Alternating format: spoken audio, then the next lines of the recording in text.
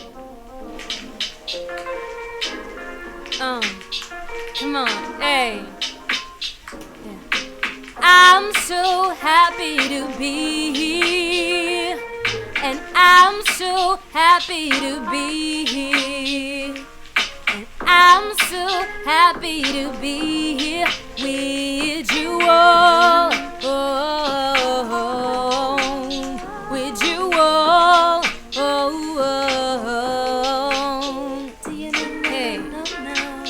Do you know? Hey, come on, yeah, let's get it. Hello, j'espère que vous allez bien. Donc on se retrouve pour une nouvelle vidéo pour parler du pardon. Donc le pardon, c'est un thème, je pense, clé du christianisme. Voilà, si on veut ressembler à Christ, il faut qu'on puisse pardonner. Mais c'est vrai que dans notre parcours sur la terre, on aura sûrement des difficultés, des épreuves, des choses à traverser en fait. Et ça pourra venir sous forme de mal, dans le sens où tu seras amené à supporter certaines choses, à vaincre en fait l'adversité, mais tout en gardant un cœur pur. Donc on va rentrer très rapidement dans le vif du sujet. Euh, le pardon, vraiment, si il est vraiment libéré dans ton cœur par rapport à une personne, ça va faire que toute rancune, toute amertume, toute haine, toute jalousie, je sais pas, toute envie, toute convoitise, même tout mauvais souvenir, en fait, ça va disparaître et tu vas. Bon, c'est vrai que ça dépend des personnes. Il y a des personnes qui arrivent à oublier, même à reprendre la relation, ça dépend. Il y a des personnes qui oublient mais qui ne reprennent pas la relation. Il y a des personnes, bon, ils s'en rappellent, mais ils n'ont pas de haine, en fait, véritablement contre la personne. Donc ça dépend de tout un chacun.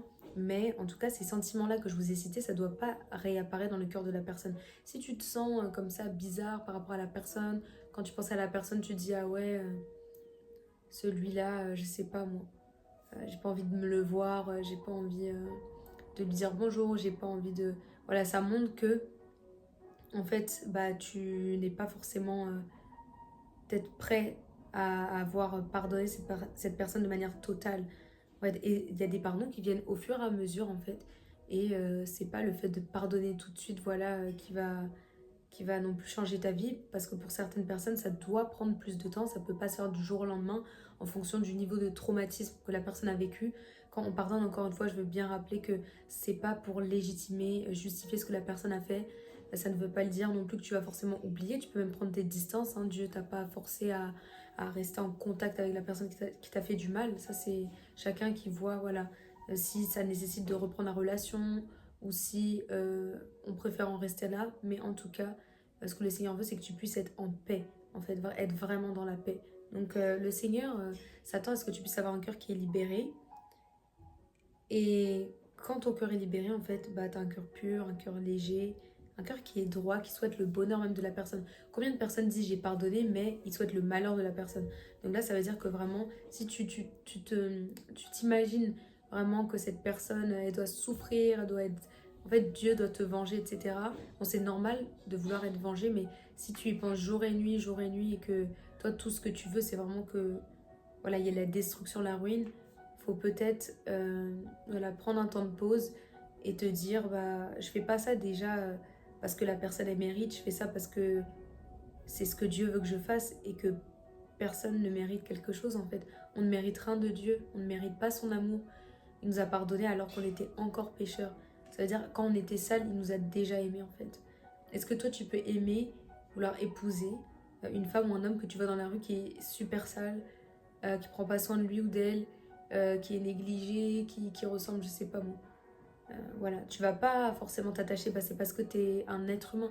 Mais Dieu, lui, il regarde pas ça, il regarde pas à ta maladie qui dégoûte tout le monde, il regarde pas à ton cœur qui peut-être effraie les gens. Vous savez, je lisais un livre et ça parlait de témoignages, voilà, de ce que Dieu a pu faire, des restaurations, des guérisons, des miracles. Et cette personne, en fait, elle était en prison. Et un jour, un évangéliste vient dans la prison et prie pour que les personnes acceptent Jésus. Et 2 années après, il va recevoir une lettre, cet évangéliste, bah, de ce prisonnier qui dit que je pensais que personne ne m'aimait. Je savais pas que Dieu pouvait m'aimer en fait. Et donc il a donné sa vie à Dieu. Il faut savoir qu'il était très isolé des autres prisonnier. Pourquoi? Parce qu'il était très dangereux, il avait volé, violé, voilà, il avait fait assassiné, il avait fait toutes sortes de choses en fait. Et il était un des plus dangereux, donc du coup il était seul, etc. Et je pense que cette solitude, bah, ça l'a amené à comprendre que voilà, ce que j'ai fait c'était pas bien.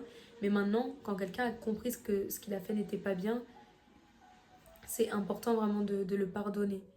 De le pardonner. Même s'il n'a pas compris ce qu'il a fait, c'est pas bien, bah, cette personne, elle doit quand même recevoir ton pardon, en fait. Je dis ça parce que vraiment, ce prisonnier, il donnait pas envie de le pardonner.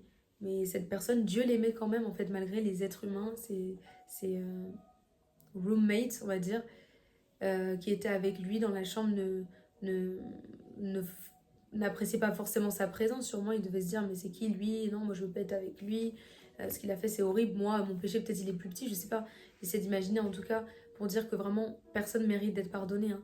Que ça soit pour avoir tué une mouche, que ça soit pour. Quand je dis tuer une mouche, c'est une façon de parler, c'est pour dire pour des plus petits péchés. Et celui qui a beaucoup péché, non. Le Seigneur, en fait, il est prêt à pardonner toute personne qui demande pardon. Donc ça veut dire qu'il n'y a pas de trop trop grand péché. Le vrai péché, en vérité, qui serait vraiment condamnable, c'est de jamais demander pardon à Jésus pour ses péchés et de le suivre. Ça, Jésus ne le pardonnerait pas. Mais tu peux tout avouer à Jésus, peu importe ce que tu as fait, le Seigneur, il pardonne. Il est là pour pardonner, il est Dieu, il n'est pas un homme, il est Dieu, il n'est pas une religion pour te dire que non, si tu fais ceci ou cela, là je t'aimerai. Non, sale comme tu es, il t'aime. En fait, la manière dont tu es dans ton cœur ou de manière physique, voilà, il t'aime. Il n'y a rien qui pourra en fait te séparer de l'amour de Dieu. Il n'y a rien qui pourra faire diminuer ou augmenter son amour pour toi. Que tu pêches, que tu ne pêches pas, que tu te conduises bien ou pas, son amour est le même pour tout le monde. Il ne fait pas de favoritisme. Maintenant, il aime qu'on marche dans ses voies. Et quand tu marches loin du pardon, quand tu fermes ton cœur, et encore une fois, tu peux avoir pardonné à des gens sans pour autant vouloir les côtoyer encore. Il y a des personnes qui aiment beaucoup les problèmes, il y a des personnes qui sont un peu infréquentables, il y a des personnes qui ne veulent pas se remettre en question. Et à un moment, pardonner, bah, c'est une chose, mais marcher avec la personne, c'en est une autre. Et on ne va pas marcher avec quelqu'un avec lequel on n'a pas la conviction de marcher en fait. Voilà. Il y a des personnes qu'il faut supporter, des personnes qu'on peut continuer à marcher avec, il y a d'autres personnes, c'est compliqué. Des fois, le Seigneur met même des distances entre les personnes. Et des fois, les gens se retrouvent, ça dépend. D'ailleurs, ça me rappelle une histoire que j'avais vue sur les réseaux sociaux. Une femme avait appelé sa copine pour l'aider à s'installer dans sa nouvelle maison. Et cette femme, en fait, elle avait un bébé de 1 mois et d'autres enfants aussi, j'imagine. Et on l'a empoisonné. Sa copine l'a empoisonné alors qu'elle avait un enfant de 1 mois. Elle disait non, ça c'est pas pour les enfants, c'est vraiment pour toi parce que comme tu viens d'accoucher, c'est pour ton corps, etc. Et on peut voir vraiment que, bah, en fait, les gens peuvent trahir. Mais maintenant, cette personne est morte. Donc elle s'est retrouvée à l'hôpital le même jour, elle est morte le même jour.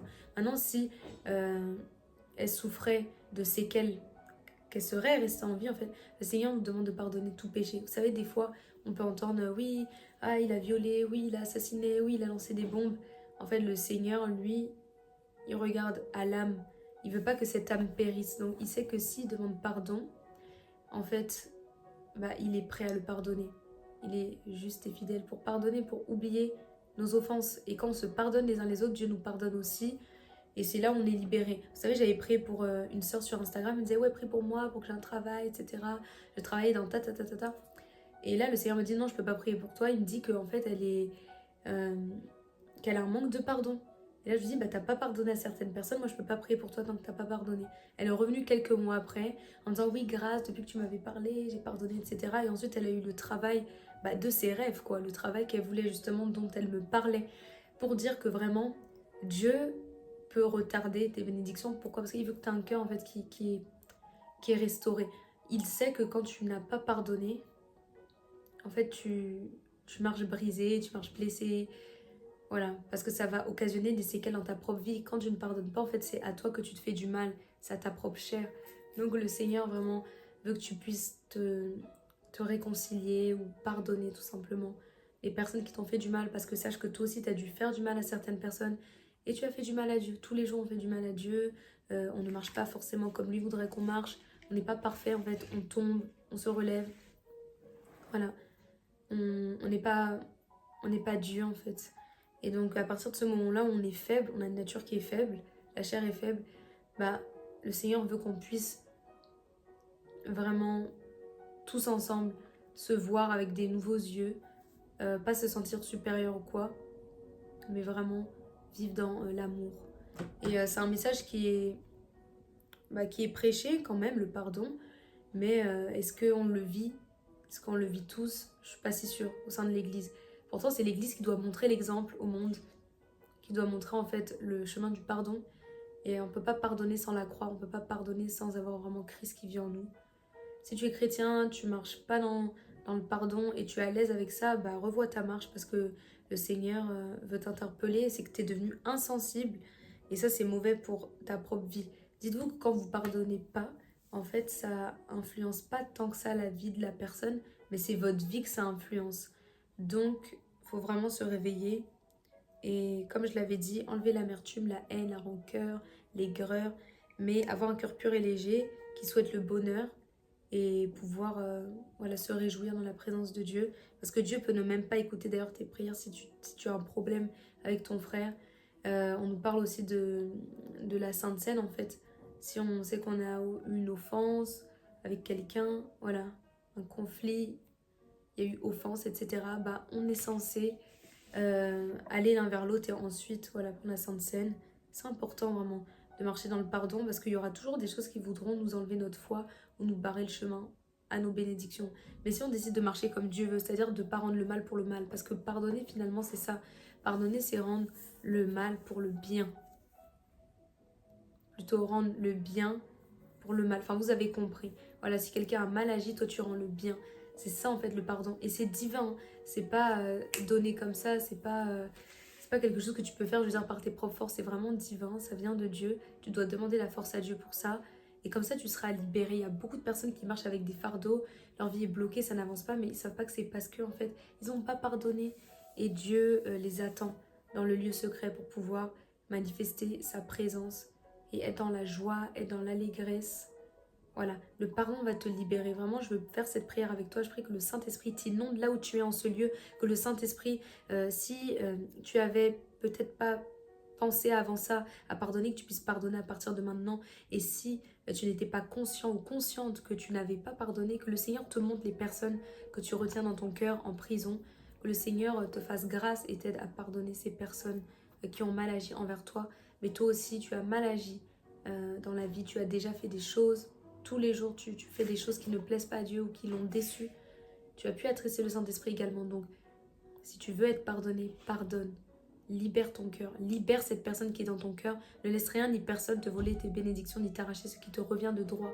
Parce que c'est par la foi que tu vas t'emparer de tes promesses. Mais tu ne peux pas avoir la foi et être rempli de haine.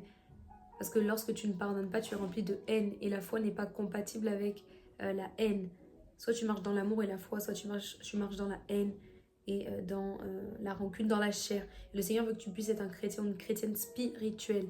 Donc adonne-toi à lui, va dans le lieu secret, demande pardon à Dieu et demande-lui de t'aider à pardonner les personnes que tu n'arrives pas à pardonner parce que ça peut ne pas forcément signifier un endurcissement de cœur, mais juste une lacune, tu n'arrives pas forcément, c'est pas que tu as une mauvaise volonté. Il y a une différence, le Seigneur fait la différence entre les personnes qui ne veulent pas pardonner, qui le disent même non, je pardonnerai pas, elle mérite pas mon pardon, jamais, jamais. Et les personnes en fait qui disent que je veux le pardonner mais j'arrive pas, aide-moi à oublier la douleur, c'est différent. Déjà si ton langage est comme la deuxième chose que j'ai dit, c'est que vraiment bah, tu es sur le bon chemin et Dieu t'aidera. Et je prie vraiment que voilà, la gloire de Dieu se révèle dans ta vie, sa grâce t'accompagne et que tu puisses marcher avec lui de manière sereine sans être oppressé par la rancœur, l'amertume, l'aigreur. Peut-être même ça te transforme voilà, dans ton corps, dans ton intimité avec le Seigneur. C'est plus pareil. Bah, tout simplement, c'est parce que tu n'as pas su pardonner comme il fallait. Et aujourd'hui que le Seigneur t'aide à pardonner comme il faut. Amen. Donc, on se retrouve dans une autre vidéo. J'espère que cette vidéo t'a édifié. N'hésite pas à commenter, à partager, à liker, à t'abonner si ce n'est pas encore fait pour être au courant de mes prochaines vidéos. Et on se retrouve dans une prochaine vidéo. Bye!